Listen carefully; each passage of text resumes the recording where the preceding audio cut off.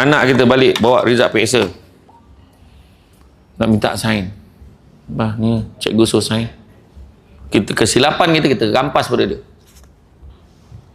Apa teruk sangat bahasa Melayu ni? Kau ni bangsa apa? La ilaha illallah. Terus bangsa tu tanya.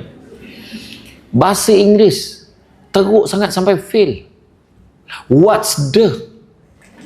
Ayah macam tu lah kan. Dia tak nak sambung yang ujung tu. What's the? Belum pernah lagi our generation dia cakap dia nampak result English macam ni. What's going on my dear? Wah, macam tu cakap bahasa Inggeris dia. Matematik, ya Allah, kau ni apa ni, bodoh, apa, tong, marah. Bila kita marah dia, akhirnya dalam budak ni, dalam kepala dia, dia tak dengar pun apa ayah dia cakap. Dia dengar,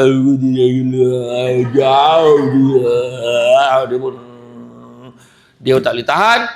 Bulan penggal akan datang. Bila minta sign ayahnya, dia tiru tanda tangan ayah dia sebiji. Dan ayahnya tak tahu lagi dah keputusan perkembangan dia. Jadi sepatutnya bila anak bawa keputusan ni, yang ni keputusan PSA ni, okey, duduk dekat sofa tu. Ayah ni pun duduk. Sekarang ayah nak tanya, bahasa Melayu macam mana? Anak tu sini tengok. Bahasa Melayu okey lah ya. Dapat apa? Dapat B. Mana okey B? Next time abah nak dapat A, boleh? Saya cuba pak, saya cuba. Okey. Lepas tu tanya, bahasa Inggeris macam mana? Bahasa Inggeris teruk lah. Dia sendiri cakap, bahasa Inggeris teruk lah pak. Teruk macam mana nak? Dapat E. Uish, teruk sangat tu. Dia sendiri cakap teruk, nampak tak? Habis macam mana tu? Itulah cikgu cakap, kita kena banyak cakap bahasa Inggeris kat rumah. Betul cakap cikgu kau. From now on. Wah, ayah tu.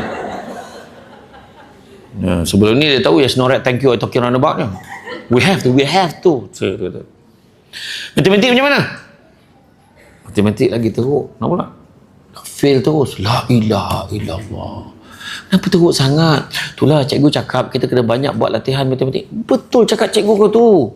Memang kena banyak buat latihan. Buku latihan dah ada belum? Belum ada. Dah siap. Jom kita pergi cari buku latihan. Duit minta dengan mak. Settle. Benda tak susah pun. Asam tentang duit minta dengan mak dia kan. Jadi makna kata tu cara dia. Nampak tak? Contoh yang kita nak bagi. Nampak tak?